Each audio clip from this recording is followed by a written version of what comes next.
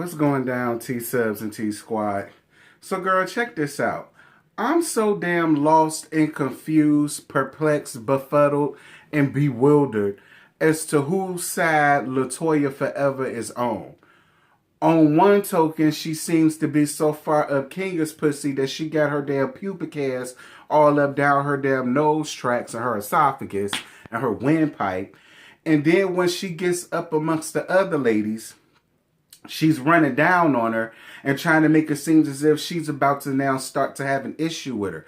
So I'm just completely confused as to what game that Latoya is playing. And I don't think she really is ready for the game that she's playing, because these women are way more better at this game than Latoya is. These women have had over 10 plus years of this game. Bitch, you barely scratched the surface. I'm completely confused as to what your position is, Latoya.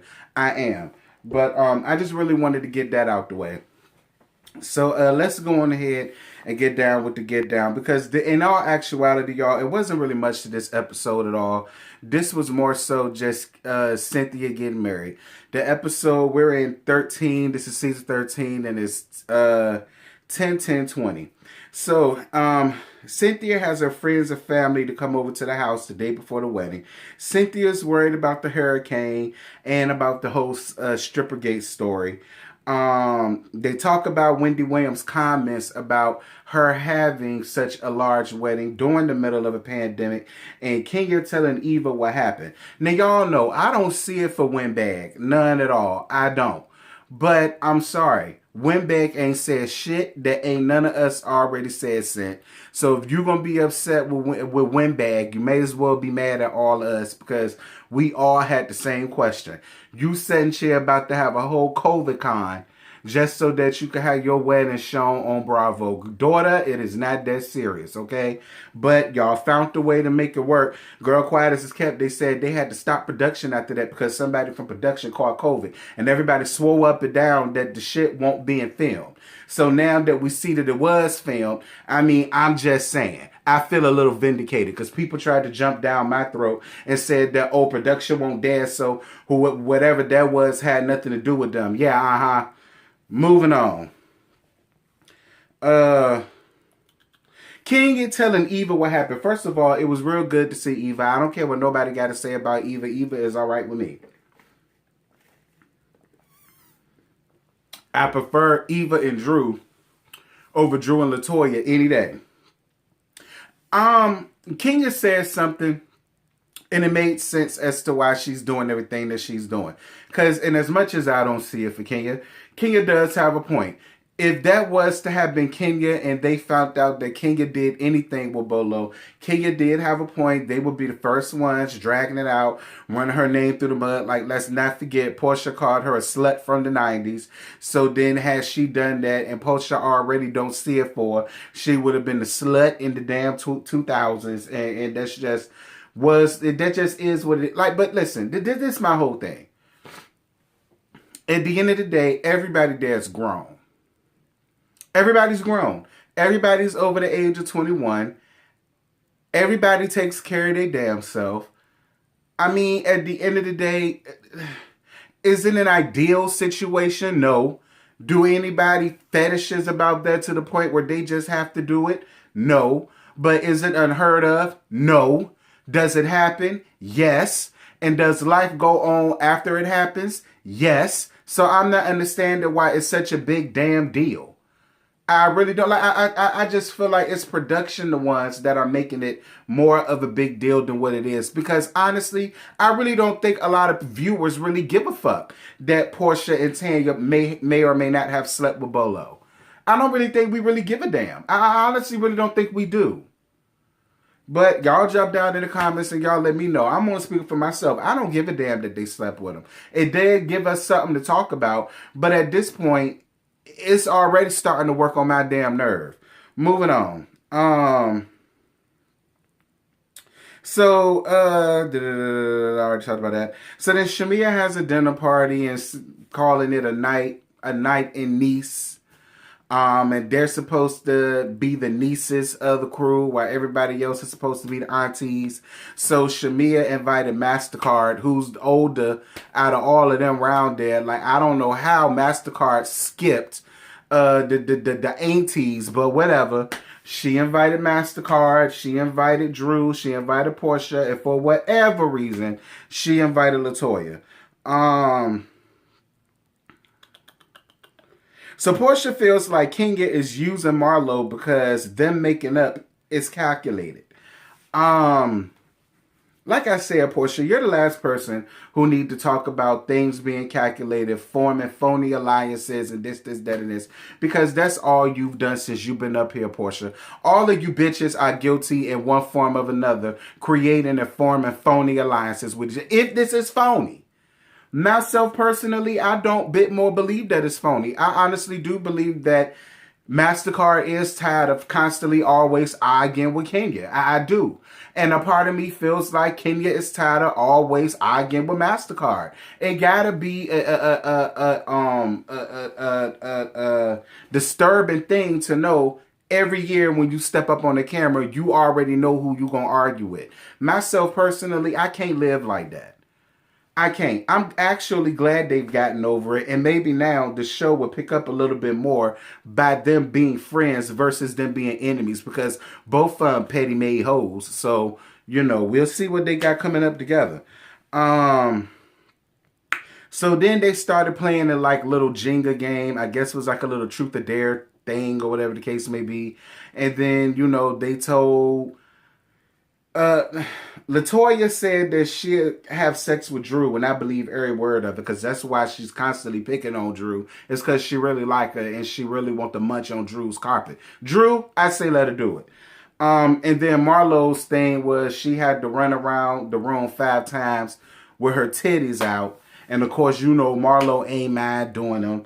So it is what it is. Marlo, you got some pretty titties though, bitch. I will give you that much. So then LaToya tells them that she feels like Kenya leaked the story and Portia, Drew, and Shamea call her out about being on the fence. Drew and LaToya gets into it, and then Portia sides-eyed the hell out of LaToya. This is where my diatribe from the beginning of the video kicked in at. Like, even Portia was like, I'm completely confused. You already know the situation between me and your homegirl, so why are you running down intimate details about what's going on in her real life to people that really don't care for her like that? Like, you already know Drew don't really care for her like that. You already know Portia don't care for her like that. I don't know where Shamea is with Kenya. I don't know. From what I've been seeing, her and Shamea have been okay. They've been cool. Her and Marlo are now cool. Like, I don't know. Like, that's the shit I'm talking about. It's like, why are you running down her intimate details amongst these bitches? Like, it don't make no sense to me. It don't make no sense to me. I don't get it. A child, I guess. And then Drew and LaToya get into it. When don't they get into it? Child, I guess. And then Portia starts to side-eye LaToya. And I'm not really mad at Portia for that. I would side-eye LaToya too. I would. Because it's like at the end of the day, girl, what is your end game? What is your end game? Obviously, you're not as friendly with Kenya because you don't mind telling intimate details about her business to hoes that you know she don't get along with. And I'm more than sure because you did that to Kenya, I'm more than sure they now see you for your works and they not about to real dig deep down into their business so that you could do what? Go sit up amongst Kenya and do the same thing. LaToya, you're playing a very dangerous game. You're playing a very dangerous game. And people that play the game that you playing and at the rate that you doing it, it never works out for them, LaToya. But you'll find out on your own. So it's Cynthia and Mike's wedding day. Congratulations to Cynthia and Mike. I'm so glad they finally got the wedding out of the way because that was one damn storyline that I got so sick and tired of hearing about. Thank God she got married. It was a success. Whoever could come, could come. Whoever couldn't, didn't. And that's just where that's at. Moving on. What I did find really interesting, though, was during the reception, I don't know who was talking on that hot-ass mic, honey, but it picked up a whole bunch of conversation about the stripper gate. Which leads me back to my point that production is basically going to pull what they did with Potomac. How Potomac drudged out that fight between Monique and Candace. I think this is what they're going to do with the whole Bolo and Tanya and Portia situation. And I'm telling y'all now, y'all can keep that shit. It's not interesting no more. It's really not. It's not interesting no more. It's not. Like, them bitches ain't got nothing else going on. They're not doing nothing else. Nobody else got into an argument with nobody. Like, something else had to have happened throughout the duration of this season. I guess production, but we gonna see. So then Portia and Dennis meet for lunch. Portia felt the way about him posting that he was single as fuck on IG right after the story had leaked, and then they both decided to move on. That was the end of the episode, y'all. I'm not dealing with Portia and that wiener schnitzel peddling ass man with his big ass back looking like a whole silverback encampment around there. I'm not dealing with him and her. Portia is done. It's over with. You don't want him. You never wanted him. You made it very clear that the only reason why you had a baby with him on purpose is because of the fact that he got money. You said that. You said that. And he for damn sure ain't want you, because when he had you, he didn't know what to do with you. He was cheating on you front, right, and sideways. Like, come on, Portia. You already know what to do. Stop wasting your time, his time, PJ's time, and our time with the bullshit. That's all I got. I ain't got no more to give y'all. Y'all drop down in the comments. Let me know what y'all thought about tonight's episode. It was fair. It was fair. You know, that's what it was. The live is still on tomorrow at 11 o'clock. 11 o'clock a.m. where we're going to be discussing Bell Collector's finale, Love and Marriage Huntsville from last night, and this from tonight. That's going to be the itinerary. So it is tomorrow at 11 a.m., 10 a.m. Central Time. Don't meet me there, beat me there. Make sure you're there with your roast, your gags, your water, whatever the hell it is that y'all need, because we're going to roast and gag these hoes like we always do in the orderly fashion as much as possible. Y'all be good. Y'all be safe. Y'all be blessed. And until tomorrow, I'm going to talk to y'all later. Bye. What you're giving, that's how we live it. Don't be mad at the system, it's simply how we've existed. I hear a lot of people talking like they politicians and choose to be an accountant because it's safe in the business.